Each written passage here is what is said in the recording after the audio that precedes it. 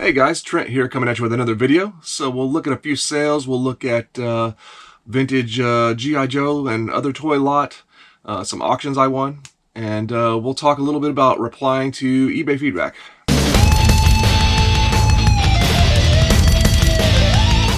So if you're new to my channel, welcome in. My name is Trent. I'm a part-time reseller on eBay. I do it for fun and profit and take you along for the journey. So please hit that subscribe button for more great videos in the future. Yeah, I got a message on one of my old videos. The video was how to reply to eBay feedback or request eBay feedback revision. So that video is quite dated because back in the day you used to have to be able to reply to a feedback. Back in the day there was like a back door way you had to go in to put in a reply. It wasn't so simple as it is now. Now on your eBay feedback page, each feedback that you receive has a reply option, and you can go ahead and reply right there on the interface. It's very, very easy. But so at 88S10 Durango said, so how do you do this as a buyer? He says, 1/3 of the buyers never leave feedback, and my eBay score is important to me. I'm a little confused. Do you mean how as a, you said, how do you do this as a buyer? I mean, a buyer, you can leave feedback at any time, I thought. And if I don't know if you're asking if they reply to your feedback, can you reply back? I'm not sure. So sorry, this is kind of a confusing question the way it's worded. You say 1/3 of the buyers never leave feedback and my eBay score. So that's, now you're talking about you being a seller. Well, because my original video was, it says, you know, how to reply to eBay feedback or request eBay feedback revision. As a buyer, the seller can't leave you negative feedback. It's impossible for them to do that. So I don't know how you would request a revision, because you should only ever receive positive feedback if you're a buyer. Now, sometimes people will leave you a positive feedback but put a negative comment in there, but it still counts as a positive feedback.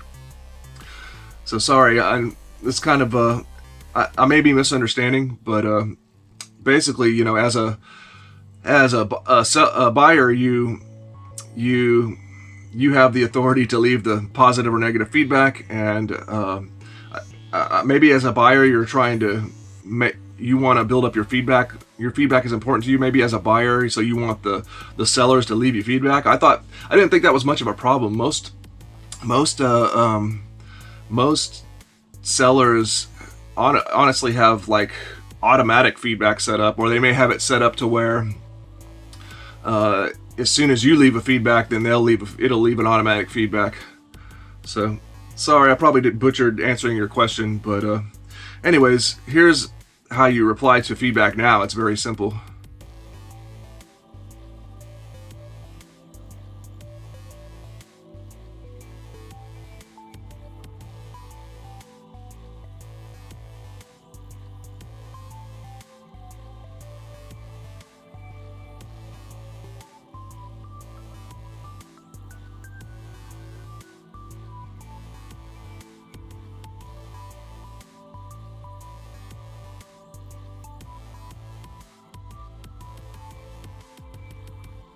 I did a collection update video on my Radical Retro Toy channel.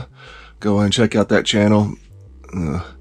I got everything pretty organized. I've still got a lot of videos to make for that channel. Here's all the stuff I haven't opened yet. But I've gotten really into G.I. Joe, as you'll see in my selling videos showing you.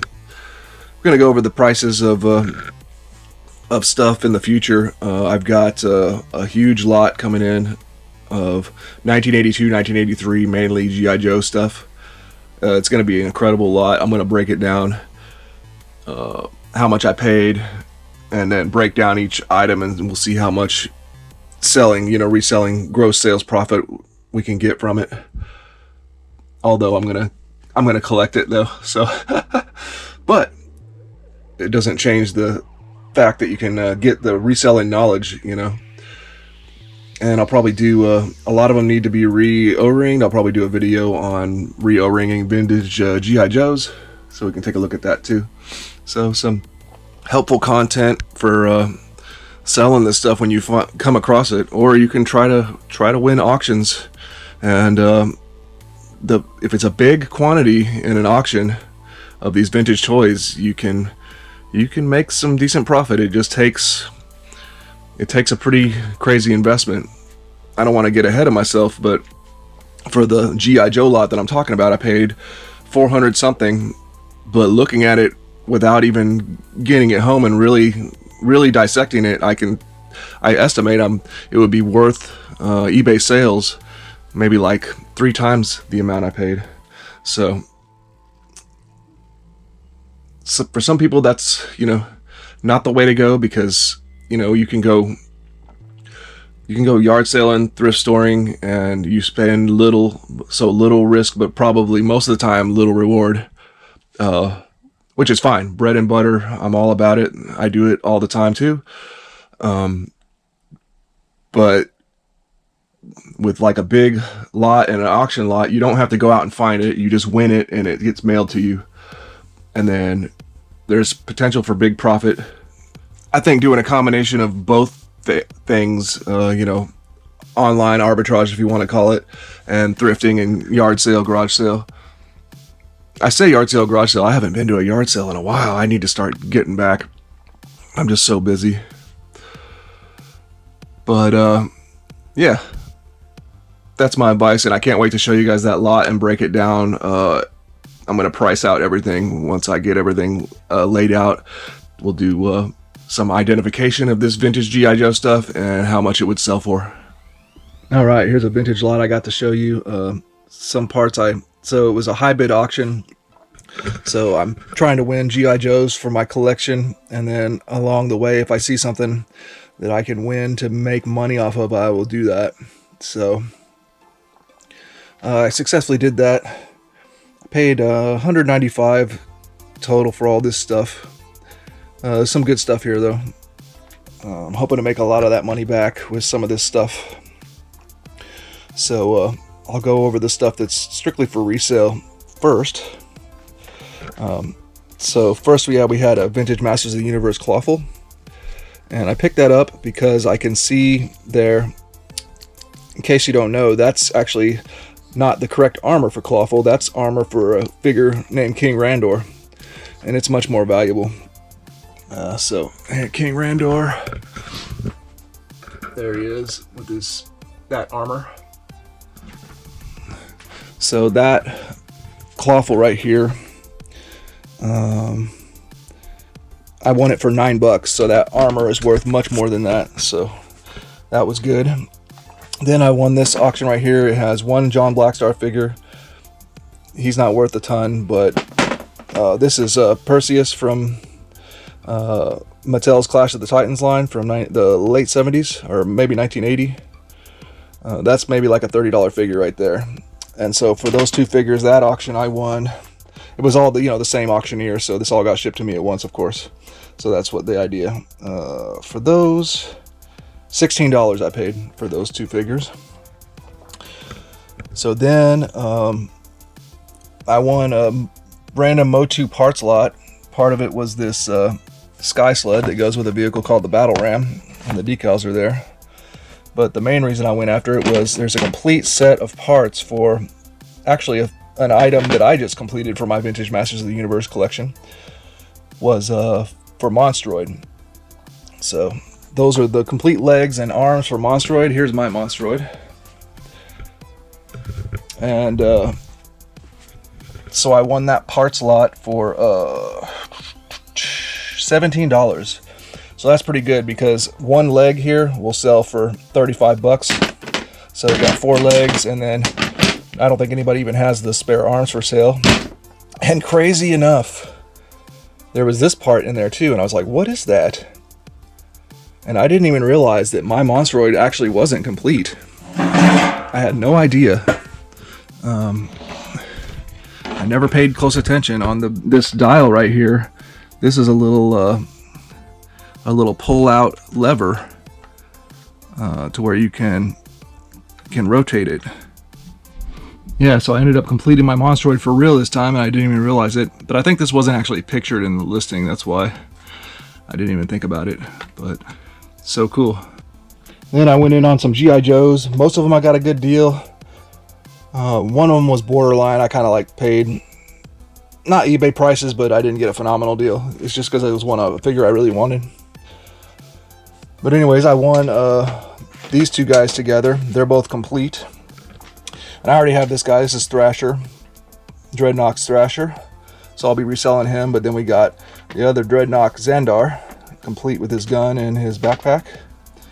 So for that auction, $22.50 for that one. That one's a little high, but I'm going to sell this back and make some of the money back. And this is a nice Xandar figure. Then I won this guy by himself. This is Psych Out, and he is absolutely complete. He's got both his little psychic wristbands, his pistol. He's got his little carrying, his little psychic suitcase thing, whatever it is, and his little antenna backpack. And the figure looks great. I actually won him for $11, and I think he's probably a $25 to $30 figure complete, so that's pretty good. Then I won these two figures. This is a pretty good one. I got Toll Booth. He's missing his weapon, but he's a great looking figure. And then this is the oldest one, a 1983 torpedo. Sorry, not wetsuit, torpedo. He's got his fins in his backpack, but he's missing his harpoon gun. Other than that, he's pretty nice, pretty complete. He does have a rusted screw. I'm assuming maybe people played with him in the water back in the day. But for those two figures, $13, so that was pretty good. Then next to last, I won for $35. There was two items. There was the version 3 Battle Armor Cobra Commander with his gun. Pretty nice.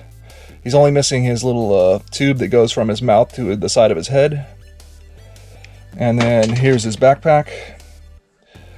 And then this was also in the lot. This is the oh, I forgot what it's called. Well, it's a Cobra accessory.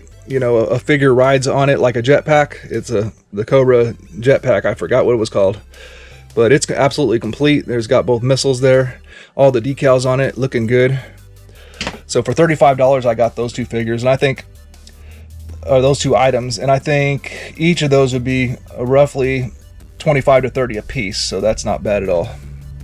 Then finally, this is the one I kind of paid up for because I really wanted him. We got Beachhead. He's one of the more popular characters, a desirable character to have. So there we go. We got the Ranger Beachhead. Nice condition. It's got complete with his backpack and his little tactical pouch or radio, whatever it is, and his gun. So complete Beachhead. I think he's worth, on eBay sales $50 to $60, but I ended up paying $40 for him. I won him for $40. So, not the greatest deal, but I really wanted him, so I went for it. So, hopefully I can make like $100 in sales or something or more from those parts and this here. Maybe make a $30 sale hopefully on this. Maybe make 10 bucks here and maybe like a $25 sale on the armor. Make a $15, Thrasher isn't super expensive, a $15 sale on the Thrasher. And then make it to where I paid a lot less for all those G.I. Joes. But if you were to strictly resell, if I were to strictly resell everything, I paid $195 plus shipping. We'll say $220. Let's see. We'll say $120, $130. So I would say if I were to do strictly reselling, probably $350 to $400 gross sales. On a $220 investment. Not the greatest, but not terrible. If I was strictly reselling, I probably wouldn't have been trying to win this Beachhead and stuff like that, because they went a little too high. Alright, here's some sales. I've said this many times, but back several years ago now, I bought this huge lot of brand new DVDs and VHS tapes and stuff from an Amazon seller that was going out of business, and I just every once in a while sell one. And here's Bruce Campbell, the man with the screaming brain. $8.21 total pay by the customer. At this point, I've made thousands off of that lot, because it's just, at the beginning, I had really awesome stuff that sold for really good money. And then these little sales, I'm in this right here, 5 cents or something. So hey, I'll take it.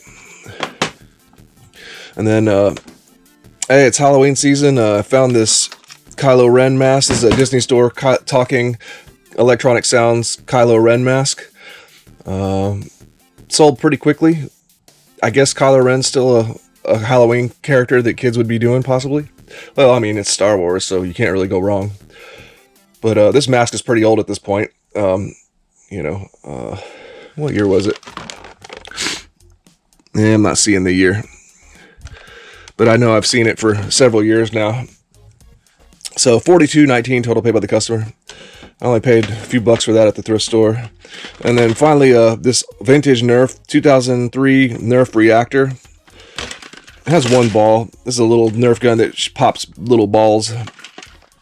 I just got that in a Nerf lot a long time ago, and I put it up for sale. Finally sold, $13.74 total paid by the customer. Nothing really to speak of there.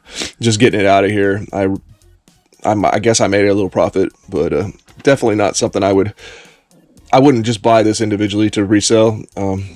But since it came in a lot of other stuff, that's why I did it. Alright guys, well that's going to do it for this video. Hope you enjoyed. Please like, comment, and subscribe, and we'll see you in the next one.